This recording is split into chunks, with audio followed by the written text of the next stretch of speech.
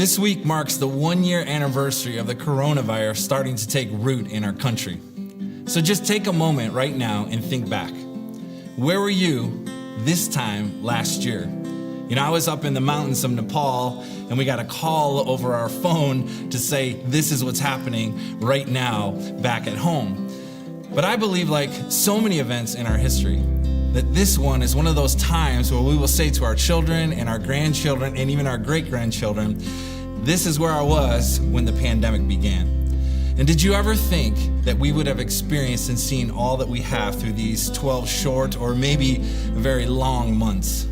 From the start of the pandemic until right now, we have seen social and civil and racial unrest, political divides, and attention-filled election, homes turned into classrooms and parents turned into teachers, office buildings empty but computer screens filled, our own church community going through leadership changes, and recent events in our country that continue to challenge us as a faith community and as a country. One amazing aspect I've witnessed as I look back over this year is the incredible faithfulness of Christ and his people. At every turn this past year, I've had the privilege to experience God's faithfulness, generosity, grace, mercy, power, hope, and his love through our community. Though all the challenges we have faced, I truly believe that the church rooted in Christ has had and will continue to have an opportunity to preach and to teach and to live the gospel in a unique way because of these times. You know, one of my professors and teachers, along with many other people, believe that this time is a beginning of a new era in history. I believe that as well. And if that is true, it brings with it many questions, but also many exciting opportunities for the work of God's kingdom. Around this time last year, we had started to close our buildings and started to shift to online services. For the first time in the history of Kensington, we did not gather publicly to celebrate Good Friday and Easter, but ironically enough, those services were probably one of the highest attended services with about 75,000 people watching and engaging online. This year's Good Friday service will be a haunting and yet beautiful experience, walking through the last hours of Jesus' life right up to his final breath on the cross. And it always gives us the time to remember and to lament and be grateful for the sacrifice Christ made for all people. And then, of course, Easter Sunday will be a celebration of how Jesus would overcome death to bring hope and joy to all who will believe. And because Jesus rose from the dead, his voice continues to call people today, calling them from their own tombs into eternal life. And so as I invite you to join us for Good Friday and Easter services, every year we ask you to download free tickets to these services. This ensures that we can accommodate the large number of people that will attend for this holiday weekend. And with COVID and our limited seating capacity to ensure health and safety, we still ask you to download your free tickets for the service that you and your family would like to attend. Now, if you haven't been back to church in a while, we've been doing free tickets for each weekend and each midweek service since we reopened all the way back in July of last year. Likely sometime later this spring, we will no longer be requiring tickets for our services, but for Good Friday and Easter, we're going to continue ticketing. Since July of last year, we have continually monitored and evaluated what's best for our community as we've been gathering live in our auditoriums. Over the next several weeks, moving into spring, we will be slowly and incrementally increasing our capacities and restrictions while still providing safe social distancing. We have met so many new families. This is the coolest thing to me. We've met so many new families that have been attending online this past year that are starting to show up to meet us in person. And many of our peak service times in our auditoriums are hitting capacity, which means that our communities really do want to come back and be together live. And so we are working hard to continue to do the work in a manner that lives out our core values. And we've based that really on Matthew 25, this verse that says, when we care for the least of our community, it's as if we're caring for Jesus himself. And we're going to hold on to that all the way through this pandemic. We've been so excited to see many of you on the weekends, and we look forward to us gathering more and more over the next few months. Well, speaking of gathering, this coming weekend, we'll be hosting our next Move Out gathering. It's one of my favorite events we do every year. If you've never attended, in the past, I really do highly encourage you to take part in this unique event that equips us in one of our very core values, to move out into our neighborhoods and to areas of influence and show the tangible love of Jesus. This year's theme is God's heart for humanity. And we'll be looking at our own humanity and what it means to meet others in the dust and the dirt of light, yet discover Jesus in the midst of all we encounter in this human experience. This event is intricately connected to our Move Out network, which are ministries that are led by individuals in our community that are based around God-given and like-minded passions and talents. The Move Out Gathering is a 2-day event, which we're offering live and we're offering virtually. It will be hosted at our Kensington Troy campus and online Friday. This is going to be Friday, March 19th and Saturday, March 20th.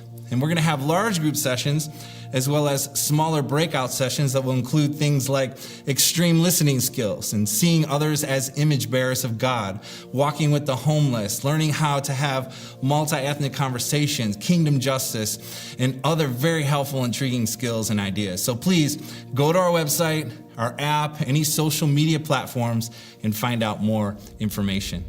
Over the past few years, there's a saying that I've become aware of, and recently some friends reminded me of again. The phrase is, what people resist or what people fear is not so much change, but loss. What people fear is not so much change, but loss. Individuals, families, communities, churches, cities, counties, states, countries, and the global community really have experienced lots of loss over these past 12 months.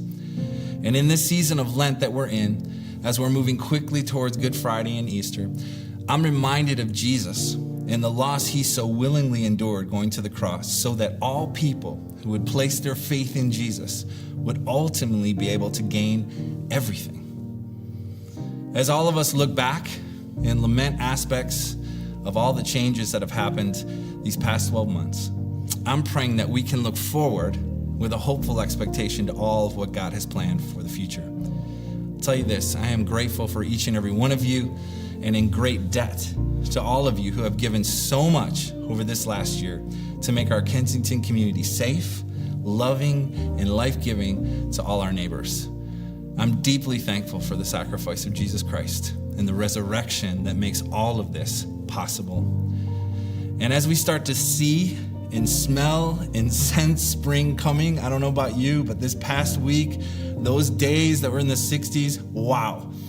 I pray during this time that hope starts to rise up in our hearts, in our minds, and in our souls. And this hope will inspire us to continue to lead courageously out of the darkness of the tomb and into the light of a new era. I hope you have a great week this week, and I look forward to seeing you soon.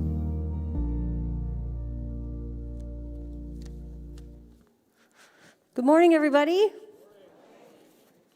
Ladies, can we just all agree that masks and earrings, glasses, it's just a quandary. In, out, under, over, I don't know.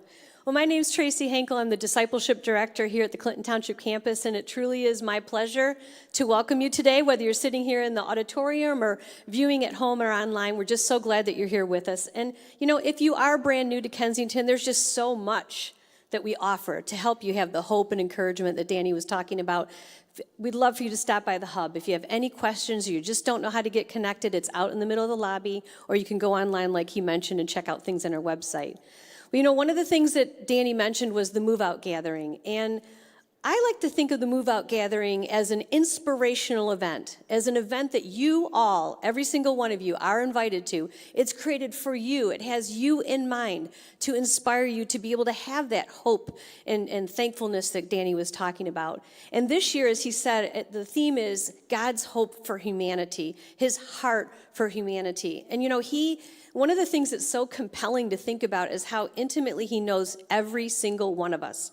He knows you. He knows me, and he has a purpose and a plan and a way that we can move out and we can be the ones that impact the change that Danny was talking about in our world. Well, how do we do that? How do we understand and learn about our desires, our passions, and how God can use them to love our neighbors and especially to love the next generation. Isn't that so hard? It's just so different for them what they're going through. And so this event is for you. And like he talked about, not only do we have amazing speakers and music, but we have breakout sessions on Saturday morning with every type of topic that you could imagine. So go online, check it out, and just know that this is going to be an event that will change your heart, because God is shaping your heart differently. It is just a really cool event. Love the Move Out Gathering, and I hope you guys will check it out. You can watch it online, too, if you don't want to go in service. And so then secondly, I want you to know that this week is what we call midweek. Okay, we have a Wednesday night midweek service at 7 o'clock. It's always for our campus, the third Wednesday of the month. And we've been looking at, the theme is Lessons on the Lake, and we're looking at these amazing events that happen on the Sea of Galilee with Jesus and his disciples. And what can we learn from those lessons? Because they really happen. They're not just stories in the Bible. So Craig will be teaching on that. And what I personally love about the midweek is I think that my life was changed when I first started coming to Kensington by regularly going to our midweek services. We called them New Community back then, and Craig was the teacher. And I would just say a midweek service, not only is it just great to have a little bit more in the middle of the week of Jesus, but also it's just digs a little deeper. It challenges us a little bit more.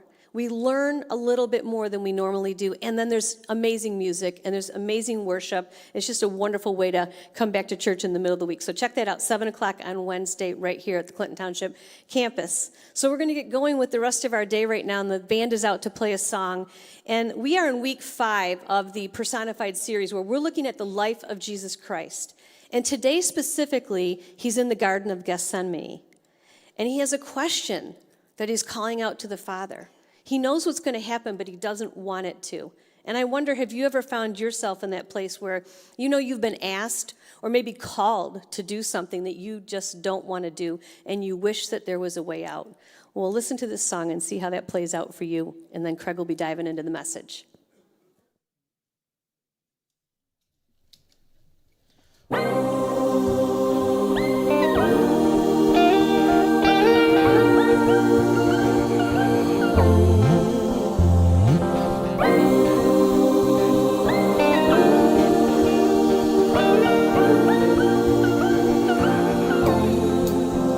Everyone knows all about my direction, and in my heart somewhere I wanna go there, still I don't go there. Everybody say something, say something, say something, say something, say something, say something. I don't wanna be caught up in the middle of it. I can't help myself, no, I can't help myself, no, no. Caught up in the middle of it, no, I can't help myself, no, I can't help myself, no, no. Caught up in the rhythm of it. Maybe I've been looking for something I can't have. Maybe I've been looking for something I can't have. Maybe I've been looking for something I can't have. Everyone knows all about my transgression. Still in my heart somewhere there's melodies and harmonies for you and me tonight. Oh, I hear them call my name. Everybody says, say something, say something, say something, say something, say something, say something. I don't wanna get caught up in the rhythm of it, But I can't help myself. No, I can't help myself. no, no. Caught up in the middle of it, no, I can't help myself, no, I can't help myself, no, no. Caught up in the rhythm of it, Maybe I've been looking for something I can't maybe have. I've been looking for something I can't Maybe I've have. been looking for something I can't Maybe I've been looking for something I can't Maybe I've been looking for have. something I can't Maybe have. I've been looking for something I can't Maybe I've been looking have. for something I can't Maybe I've been looking for something I can't have.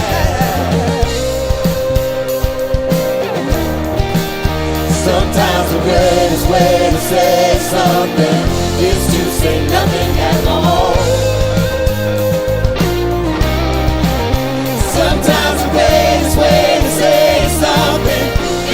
say nothing at all. Sometimes the greatest way to say something is to say nothing. 1, 2, 3. And I can't help myself. No, I can't help myself. No, no. Caught up in the rhythm of it. No, I can't help myself. No, I can't help myself. No, no. Caught up in the middle of it. Maybe I've been looking for something I can't have. Maybe I've been looking for something I can't have. Maybe I've been looking for something I can't Maybe I've been looking for something I can't have. something I can't have. Maybe I've been looking for something I can't have. Something I can't. Maybe I've been looking for something I can't have. Sometimes the greatest way to say something is to say nothing at all. Sometimes the greatest way to say something is to say nothing at all. Sometimes the greatest way to say something is to say nothing.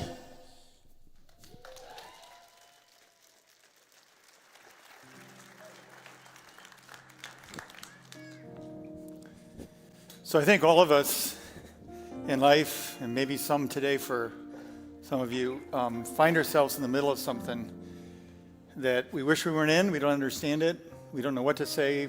Maybe like the song said, it's better to say nothing at all. And for the past 5 weeks in this series, Personified, we've been taking on the challenge of walking with Jesus the last week he was on earth before the cross, but particularly looking at his humanity.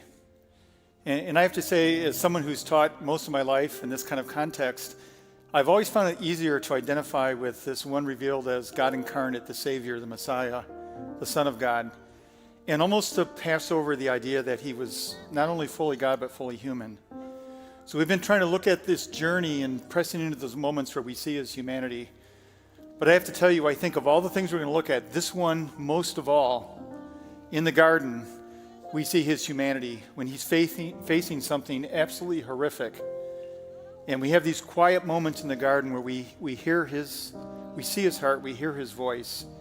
And I think as we press into that today, there's things for us to learn. We've been using this verse in Hebrews to kind of frame it and help us stay on focus the last few weeks.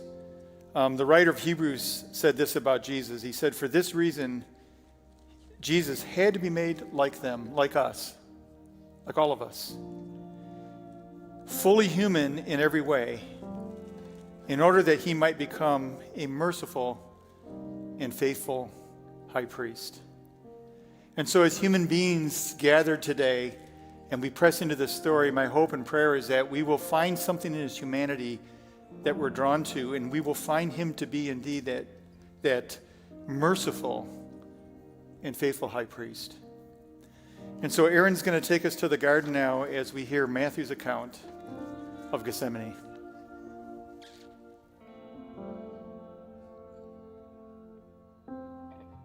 Then Jesus went with his disciples to a place called Gethsemane. And he said to them, sit here while I go over there and pray. And he took Peter and 2 sons of Zebedee along with him, and he began to be sorrowful and troubled. And he said to them, my soul is overwhelmed with sorrow to the point of death. Stay here and keep watch with me. Now going a little farther, he fell to his face to the ground and prayed, my Father, if it is possible, may this cup be taken from me, yet not as I will, but as you will. Then he returned to his disciples and found them sleeping, saying, couldn't you men keep watch with me for 1 hour? He asked Peter. Watch and pray so that you will not fall into temptation. The spirit is willing, but the flesh is weak. He went away a second time and prayed, my Father, if it is not possible for this cup to be taken away unless I drink it, may your will be done. And when he came back again, he found them sleeping because their eyes were heavy. So he left them and went away once more and prayed the third time, saying the same thing. Then he returned to the disciples and said to them, "Are you still sleeping and resting? Look, the hour has come. The Son of Man is delivered to the hand of sinners. Rise, let us go. Here comes my betrayer."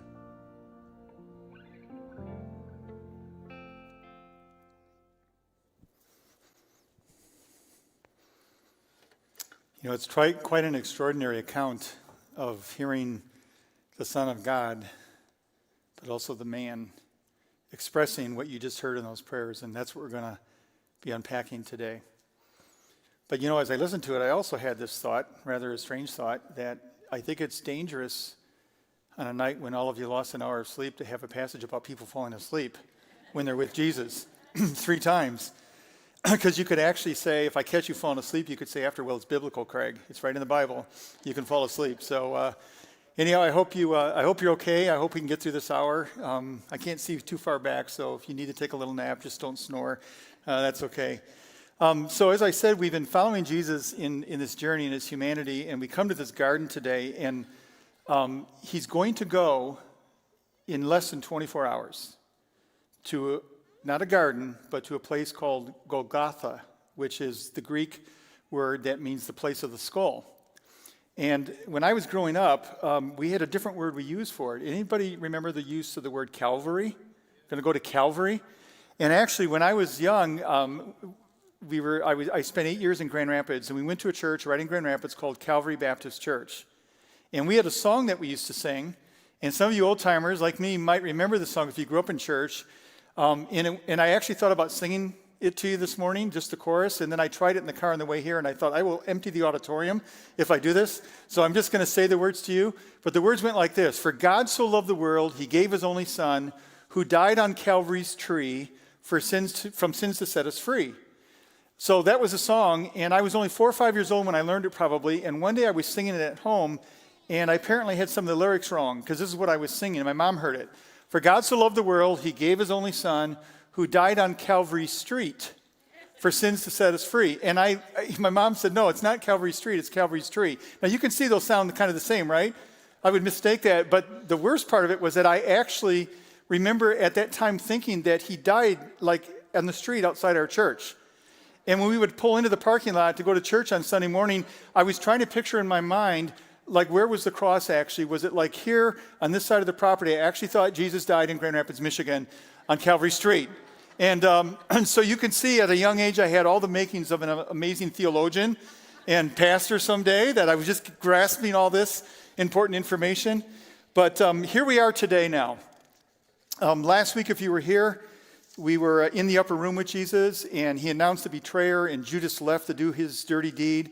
And now they have left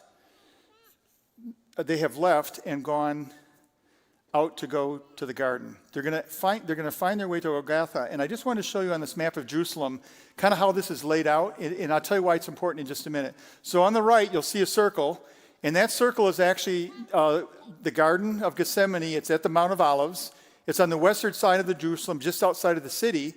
And then if you look on the left side of the map, there's another circle. That's Golgotha. And by the way, Calvary is the Latin word for Golgotha. When they translated the New Testament into Latin, it became Calvary.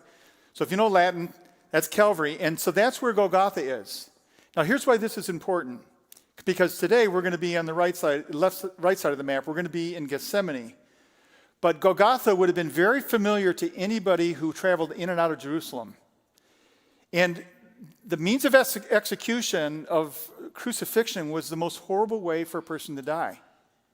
It was torturous. It would go on for many, many hours as they agonized on the cross. And the Roman government very deliberately, very intentionally put this place of execution on a hill as people would enter the city, on a main road. Why? To show you don't mess with Rome. This is the wrath of Rome. This is an occupied land. You know, they have taken over Israel, and they're showing who's the boss. And if you mess with us, and there was a lot of insurrection at the time, this is what's going to happen to you. So it was really a very powerful warning sign. And as you would come into the city, you would see mostly men hanging on the cross in agony. You would hear their cries. You would see it. In fact, I would imagine that if that was you or me, we would not want to look there, but we would be able to hear the cries of agony, the screams of terror. And maybe it would be too hard to not look at least once, to avert your gaze as you went by. You'd want to look, and you'd see this horrible scene. Well, Jesus and his disciples would have walked by that many, many times. So less than 24 hours before this event now, Jesus knows that he's going to be the one that people are gawking at as they walk by. He's going to be the one in agony on that cross. As a person, as a man, as a human being, what do you think that was like for him? What was he thinking? What was he feeling? What would you think? What would you feel? Where would you be at? And this is where we don't want to just look at Jesus as a Son of God. We want to look at him as a human being and say he was right on the doorstep of this event, which he knew exactly what was going to happen. He'd seen it too many times. So as we press into the story, as we see him go into the garden now, just try to connect with that part of your own humanity. What would that be like to be facing that? This very public execution that you had seen many, many times. Now, as we go into this account, and we're going to skip through some of it. We're not going to talk about the disciples falling asleep. We've already kind of made fun of that. That's another sermon. But we're going to look at some of the key things that happen in this very brief account. And actually, I've identified 5 things that I think are very helpful to us, could be helpful to us as we see Jesus as a human being in this place of suffering. And what I would suggest that you do is, in the next few minutes together, to think about that thing in your life right now. And it might be a really big thing. In fact, just in the last 24 hours, I have talked with people who have lost their jobs just recently. After enduring all of the pandemic and hanging in there, they were given the pink slip. And they're anxious about the future. I've talked to several people who have had a medical diagnosis or an impending one that just has filled their heart with anxiety. Whatever it is for you, big or small, to say what from Jesus' experience, which is a big one coming, what can we learn from this? Because we were told, again, that he's able to identify. That's why he took on the flesh, that he could identify and empathize with us. And so again, 5 things that I find in this passage. So the first thing we're told in Matthew that happened is this. The first one is that Jesus prayed. Facing this awful thing that was coming, Jesus prayed. Then Jesus went with his disciples to a place called Gethsemane, and he said to them, "Sit here while I go over there and pray." The first thing that Jesus did was he turned to his Father. In this moment of crisis, this moment of darkness, this moment of impending doom, he was compelled, he found himself compelled to be on his knees before the Father, to be with his Father in prayer. But you know what? If you look at the life of Jesus in the Gospels, it was not just in time of difficulty that Jesus prayed. This was part of his habit. This was his routine. This was his way of life. Luke records a simple sentence. One of the writers of the other Gospels said that Jesus often, focus on that word often, Jesus often withdrew to lonely places or really quiet places like he is now in the Garden of Gethsemane, and he prayed.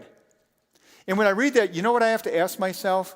I have to ask myself this question. If Jesus found it important often, I think daily, to be in prayer, I wonder how important it would be for Craig Mays, who's only human. I'm not God. I'm not fully human and fully God. I'm fully human, 100%. If Jesus found that to be important in the rhythm of life, how important would that be for me? And it reminds me of the saying that there's no atheist in foxholes. I mean, we tend to get on our knees and pray when something really bad happens or there's something coming that we don't know how to handle it, or we're outside of our resources. That's when we tend to go to prayer. But Jesus, every day, in the rhythm of life, the normal stuff that he was encountering, cultivated this time of prayer. So then when the real darkness came, this was a familiar thing to him. This is what he's going to do. Of course it's what he's going to do, to go to the Father in prayer. I have a men's group that I meet with every week on Tuesday morning, and a couple weeks ago, one of the guys we were talking to, I don't know if we were talking about prayer or something, and he said, you know what, my tendency is to put God in my hip pocket and only pull him out when I need him, right? Instead of just this ongoing kind of communion with God in prayer that Jesus had cultivated. And I would say that that's so true of me. It's been so true of me over my years, and that I would not have a regular rhythm of prayer, but when I needed something, I would pray. And God has tried to show me over and over again that what he really desires is this daily walk with him, where in the ordinary stuff of life, we're cultivating the same habit that Jesus had. I remember very clearly the first time I went overseas, I went to Bulgaria right after the Iron Curtain had come down. And so that dates me. That's like quite a while ago. And I went overseas to train pastors. Churches had been started during the communist regime, and they were illegal, and it was all underground. But as soon as things were lifted, they rushed to get trained. And so I was going to a seminary there to teach just for a week. And I worked hard, and I prepared, and I had all my lectures done, and I got there, and I was in control of the situation. And in the very first morning, we were walking upstairs in this building where they would have a chapel service, and the president of the school said, Craig, I'd like you to give the chapel message. And I assumed he meant sometime this week, so I said, sure, what day? He goes, now. Craig Mays does not work that way. I get my Bible out, I get my commentaries out, I study, I prepare, I work on the message, I change it 15 times, I'm totally in control of it. We're walking up the stairs, and we get in there, and they start singing, and I'm sitting in the back, and I'm flipping my Bible, like panicky, like I got to find something to teach, and then I actually have to teach for like 30 minutes. This is crazy. Nobody does this. What is this? And so I'm in the back, full of anxiety, and I get up. Finally, they're done singing. They call me up to the front. I get my Bible out. I'm flipping to the pages. I think they're thinking he's trying to find the passage that he's going to teach from. I'm trying to find a passage to teach from in total panic. And I remember I prayed that the prayer was, God, help me. I got nothing here. And I remember my eyes fell on a passage in Timothy, and it's almost like it got illuminated. And I was looking at this, and it was like I'd never read it before, even though I had. And I talked for 30 minutes. And it felt like it was, I wish they had recorded it. I think it might have been the best message I ever gave. Now, I don't want you panicking. I'm not now bringing up nothing and just making this up as I go. I work at it. But here's what I felt God asked me, and this happened like 100 times during this week. Things like this happen. And God said, see, you don't really need me back in America. You're just doing this on your own. Like, do you think when you get ready to do a message, you should have the same level of dependency on me? Not in the moment when you get up here, but as you're preparing, do you ever say, really, truly say to me, God, help me with this? And the answer was, it was no for me. It wasn't. So I realized when I look at Jesus' life, who was a son of God, but also human, as he went through his life, he was in a rhythm of prayer. It was his habit. He often withdrew to places to pray. And so when he finds himself in the darkest moment, of course, that's what he did. He would get on his knees and he would call out to his Father. So that's the first thing, prayer. Second thing we see in this account in Matthew is that Jesus did not go it alone. He did not go it alone. He took the disciples with him, and we saw in the first section there that he took all 11 with him, but now we see that he took Peter and the two sons of Zebedee, and their names are James and John. And we know from the accounts in the gospel that these were his three closest friends, his three closest disciples. And so in this dark moment, he goes to the Father to pray, but he takes someone with him into this journey, into this experience, into the darkness that he's experiencing. He doesn't do it alone. And we learn that he was sorrowful and troubled inside. This is what he was experiencing in the moment. And as I said, I tend to be fiercely independent, but not only do I not go to God, but I don't bring others with me very often into it. But this behavior of Jesus, what we see here, deconstructs, I think, the idea that all you need is God. All you need is God. And the reason why that's not true is God doesn't say that. In fact, at the very beginning of the Bible, in the first book in Genesis, he says, it is not good for man to be alone. Of course, we use that in the context of marriage, Adam and Eve. But I think that's a statement about how he created us, that we were not meant to do it alone. And so Jesus, in this moment of darkness and agony, he grabs 3 of the 11 that are still left. Judas is gone. And he takes them now, he walks them deeper into the garden and says, I need you with me. I need you with me. Now, they turned out to be very poor companions in this event, but his intention, his desire was to have someone with him in this experience. We need God, but we need others as well. And God has created us for this kind of community that we would actually be together. We are not meant to navigate the challenges of life by ourselves. He takes these 3 with him. Now, the third thing we see, so he prayed, he invited others with them, and then the third thing, which is so important, and I actually might do this the worst of all of these, is we're told that, or we see that Jesus was vulnerable. Jesus himself was vulnerable with his friends and with the Father, as we'll see. Matthew says this, then he said to them, this is Peter, James, and John now, my soul is overwhelmed with sorrow to the point of death. Is it hard to see Jesus in that context as we think about Jesus, the Son of God, the Savior, the Messiah? Have him looking his friends in the eyes and saying to them, I'm so filled with sorrow that I think I'm going to die. It feels like death is pressing in on me to say that. But he said that to them. And then he says, stay here and keep watch with me. He opened up to them. He told them what was going on inside, the depth of his feeling. But don't we sometimes want to keep all that to ourselves? Don't we sometimes, I know I do, want to appear stronger than I am? I'm horrible at this. In fact, I think the lie I've told most often in my life, and it might be hundreds of times, might be 1,000 times, is when someone asks me, even someone close to me, says, Craig, how are you doing? And I say, here's the lie. I'm fine. Really? Yeah, everything's okay. Well, you don't look okay. Yeah, it's nothing. I'm okay. What do you think about the Tigers this year? They're going to win? Just change the subject. Why do I do that? And I've analyzed that because I'm not putting this in the past. This is still my tendency to do this. And as I studied the passages this week, I was seeing Jesus' vulnerability with his closest friends. He didn't hide it. He didn't hide his internal reality and create an external reality that was very different. He brought the two together. Jesus looked at Peter, James, and John and said, I'm so sorrowful, I think I'm going to die. I'm at the point of death with this sorrow. It's crushing in on me. And he told them that. He said, I need your help. Please stay with me, watch with me, pray for me. And as I try to figure out why I don't do that, none of the answers are good ones. Probably the worst one is pride. I want to appear stronger than I am to people. I want to always seem competent. I'm in control. I got things together. And I think when you're a pastor, it might be harder, although I don't want to hide behind that excuse.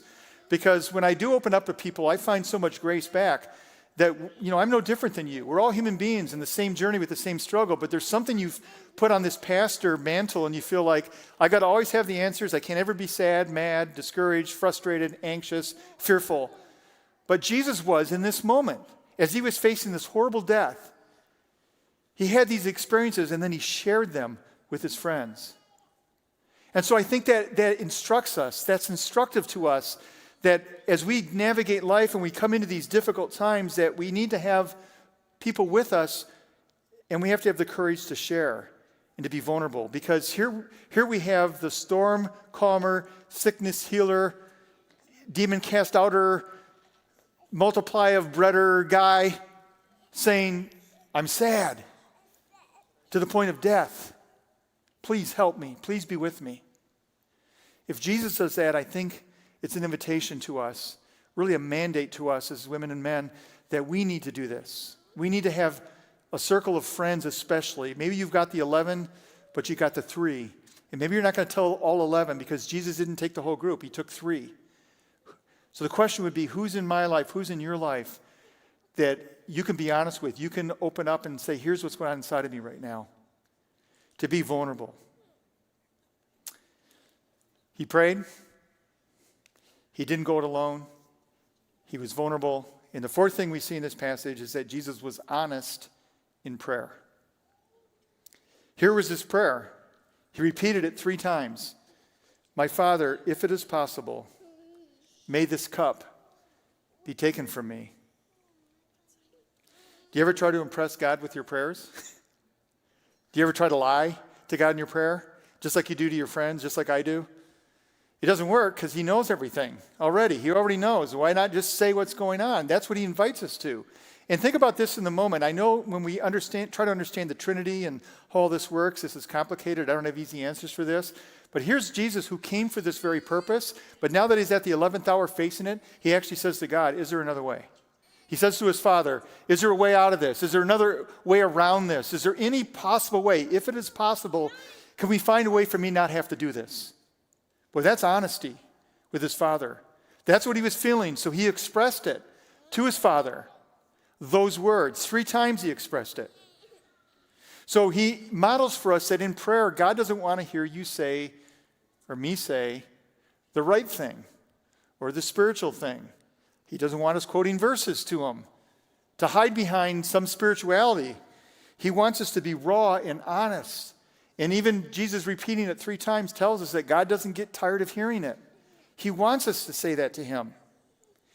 I believe that Jesus knew he was going to go to the cross. I don't think he was ever going to actually turn and walk away. That's the part of him that's God that couldn't do that. But as a human being, in this moment, he wanted a way out. And he was asking honestly to his Father, could there be another way? I think knowing that we can't fool God gives us permission to just speak into it honestly where we're at, to not pretend that we're better than we are. I think it's helpful for us to be in prayer in this manner. I write it in my journal almost every morning. And actually, when the pandemic started a year ago, I haven't missed a day yet. And I'm not saying that to show you that I'm spiritual. I am saying that to show you how dependent I've become. I got to start my day. And in my journal, I mainly write out my prayers. I talk to God because it slows my mind down. And it helps me focus and concentrate. And what I wrote when I lost my job a year ago in March and the pandemic hit and everything in my life was blowing up, I wrote these kind of prayers out. And I hope nobody ever reads them because they were for God. Because I was angry. I was frightened out of my mind. I was, 64 and unemployed, living in New York City. How's this going to work? And there's not much faith expressed for about 2 or 3 months. In fact, I'm a little embarrassed to say this, but you guys have shown me so much love. I know I can be honest with you. The sentence I repeated most often to God in my prayer was, this is not going to end well. Like, I'm telling God this. I hope you know, God, this is not going to end well. Whatever's going to happen, it's not going to work. We got a pandemic. I'm trying to look for a job. I'm unemployed. I live in an expensive city. Hey, God, this is not going to end well. This is what I was thinking. I might as well tell him what I'm thinking, even though he knows it. And so I wrote out my anxiety, my fears, my anger. God, you haven't shown up for me. Why did this happen? You could have stopped this. All the things that we think when we're in difficult situations, I wrote them out. Jesus modeled this for us. He wasn't angry. He was frightened of the pain he was going to face. He was sorrowful about it. And I know I've been told many times over the years that some think the biggest weight he was facing was the weight of the sin he was going to bear. And that certainly would be part of it. But I think looking across the city from Gethsemane, as he sat there in the garden with his sleeping friends and realized less than a day from now, I'm going to be on the other side of the city in pain, that terrified him, as it should. And he said it to his Father. And he models for us to do the same. And so he was vulnerable with his friends and he was honest in prayer. And then here's the last thing we learned from this passage. Finally, Jesus then was surrendered in prayer to his Father. He said 3 times, yet not as I will, but as you will. I think Jesus' honesty, by the way, as I think about this posture of vulnerability and honesty in prayer is what created the opportunity for him to surrender to the Father. When I look back at my journals and what I wrote over these months, I see that honesty coming back again and again, but coming back. Not walking away, but coming back. And sensing that God was there, listening to me complain and gripe about everything, eventually got me in a position where I began to hear him back to me. A lot of times it was in form of questions. Craig, you keep reminding me that you're in your 60s unemployed. Think about those 60 years. When have I not been faithful to you? When have I not come alongside of you? When have I not supported you? Even if you didn't get the answer you wanted, when did I not bring comfort, peace, people? All the things that have come into your life. Come on, let's do a little remembering here. I can still remember sitting in California writing some of this out and pausing with the pen, sitting outside under these beautiful pine trees up in the mountains of California and sensing the peace of God begin to cascade on me. In the comfort, in the sense that it's time to stop writing. It's not gonna end well. Like, why don't you trust God for how this is going to end? And of course, if we fast forward to the cross and the resurrection, we know how the story ultimately ended. But he had to go through the pain to get there. And so for God to be saying to us, lean into me, be vulnerable to me, find that place then where you can surrender. You know what, God? I'm going to trust you for your will for my life. I'm going to trust that you're good. I'm going to trust what the scriptures say, that if God is for us, who can be against us? Come to that place of surrender where it's real deep surrender. And it's interesting, in the surrender, I didn't feel God say, and by the way, I have a really great job for you. I didn't hear that. I got it all figured out. And by the way, the great job he had for me is this right here. How cool is this for me to come back to the church I started 13 years ago? I never would have imagined that. But in the pain, in the honesty to God, day after day, I began to sense that, you know what? I can trust you. And Jesus trusted the Father. And he said, I surrender, not my will, but your will. And so these couple hours in the garden, we see the one who had to be made fully like us so that he could become for us a faithful and merciful high priest. We see this in him. As we face and press into our own difficulty, the darkness, the challenges that we face, that we know that first thing we ought to do is get on our knees. But you know what? We should bring some people along into our story. And then when we get with our people, we should be honest with them and we should be vulnerable and tell them what's going on. And then when we turn our hearts and our voices and our cries to the Father, we should be honest with him and tell him that's where we begin, with honesty, not pretending, not over-spiritualizing everything. Not saying God is good all the time God is good. That's a great statement. You know, God, you're in control, that's all good stuff. But if that's not how you're feeling, don't say that. Say, I'm afraid. I don't know if you're in control. It doesn't feel like you are. I'm not sure if you're even hearing my prayers, but I'm going to keep praying. He modeled that for us. And then in the end, he came to a point where he could surrender. He did surrender everything to the Father. And as we move the next 2 weeks toward Good Friday and Easter, we're going to see the full extent of his trust in his Father and the surrender that would eventually take him across town now in less than a day to the place of the skull. What I'd like to do in kind of our closing moments, if you're comfortable doing this, is to just invite you to close your eyes perhaps and reflect on what's going on in your life right now in the context of Jesus in the garden. Can you see yourself there with him in prayer, needing something from him, crying out to him? I want you to take just a moment or two. We're just going to let the music play. Just sit in this moment. See what God is God saying something to you this morning? Do you hear him inviting you?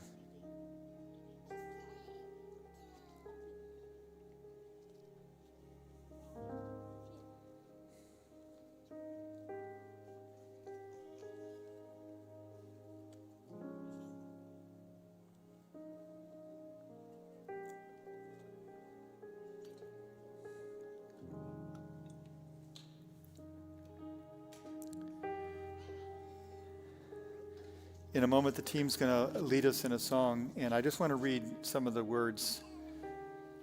Hopefully you hear the invitation from our Father to come to him, whatever we're carrying today. The words say, I've carried a burden far too long on my own. I wasn't created to bear it alone. I hear your invitation to let it all go. I see it now. I'm laying it down. I know that I need you. I run to the Father. I fall into grace. I'm done with the hiding.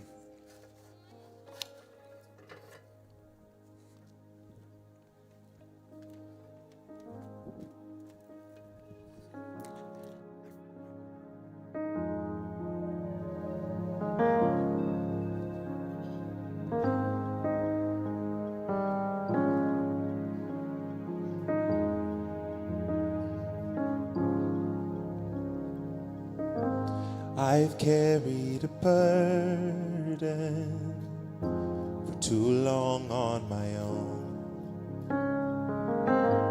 I wasn't created to bear it alone. I hear your invitation to let it all go. I see it now, laying it down, and I know that I need you. I run to the Father, fall into grace. I'm done with the hiding, no reason to wait.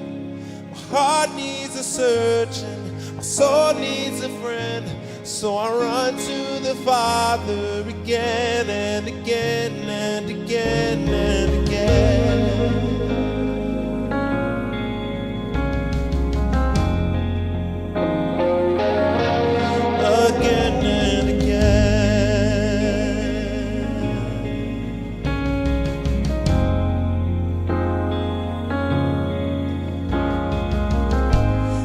You saw my condition, had a plan from the start.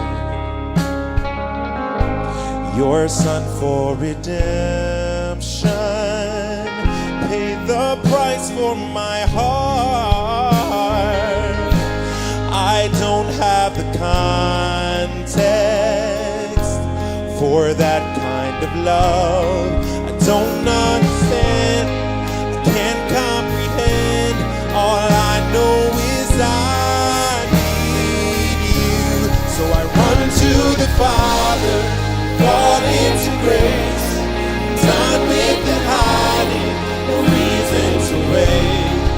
Heart needs a surgeon, soul needs a friend.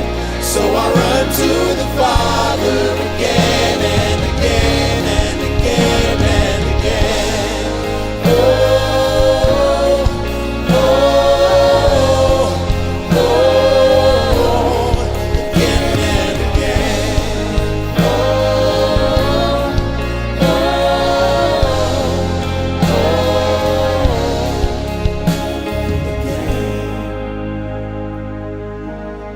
my heart has been in your sights long before my first breath. Running into your arms is running to life from death. I feel this rush deep in my chest. Your mercy is calling out. Just as I am, you pull me in, and I know I need you now. My heart has been in your sights long before my first breath. Running into yours, running to life. I feel this rush deep in my chest. Just as I am, you pull me in, and I know I need. Sing it one more time, my heart. Long before my first, I'm running into your arms. Running to life.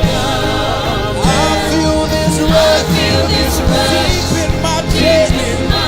Your mercy is calling. Just as I am, you pull me in.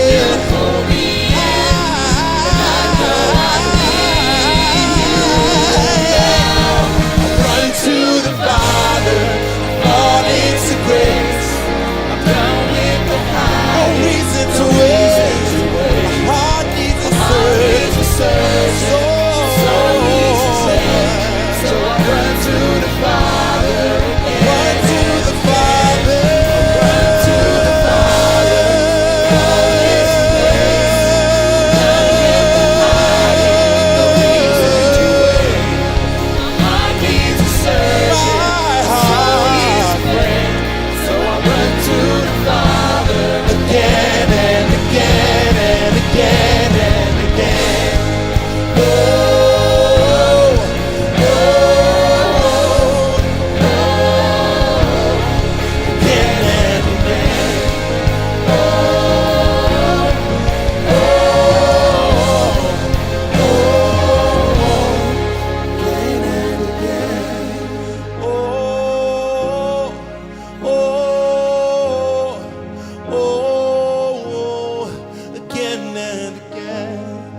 Oh, oh, oh, oh. 'Cause you're a good, good Father. It's who you are. It's who you are. It's who you are. And I'm loved by you. It's who I am. It's who I am. It's who I am. You're a good, good Father. It's who you you are. It's who you are. It's who you are. And I'm loved by you. It's who I am. It's who I am. It's who I am. One more time. You're a good Father. It's who you are. It's who you are. It's who you are. And I'm loved by you. It's who I am. It's who I am. It's who I am. You're perfect. You are perfect in all of your ways. You are perfect in all of your ways. You are perfect in all of your ways. You are perfect. You are perfect in all of your ways. Such a perfect, such an awesome, such a loving God. You are perfect in all of your ways. Sing it one more time. You are perfect. You are perfect in all of your ways. You are perfect in all of your ways. You are perfect in all of your ways.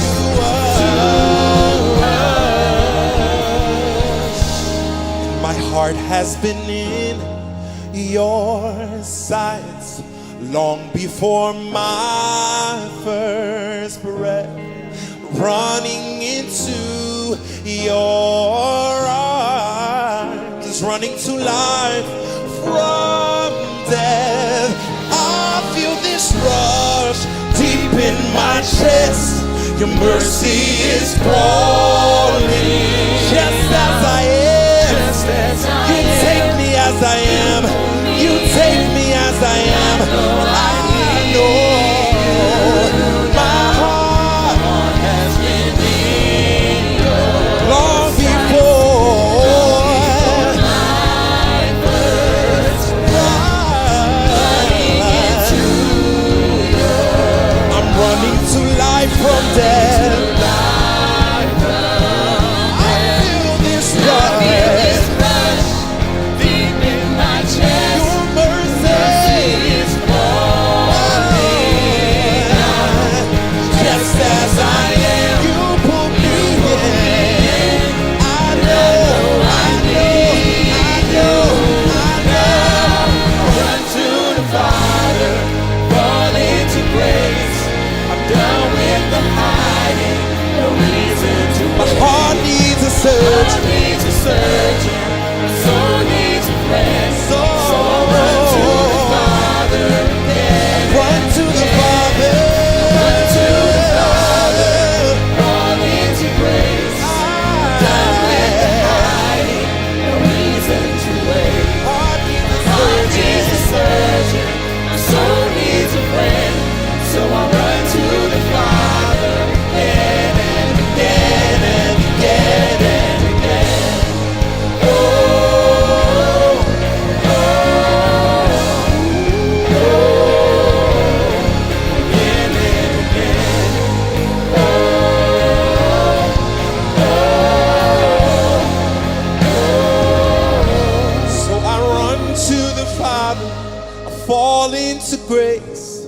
I'm done with the hiding, no reason to wait. My heart found a surgeon, my soul found a friend. So I run to the Father again and again and again and again. Oh, oh, oh, again and again. Oh, oh, oh, oh,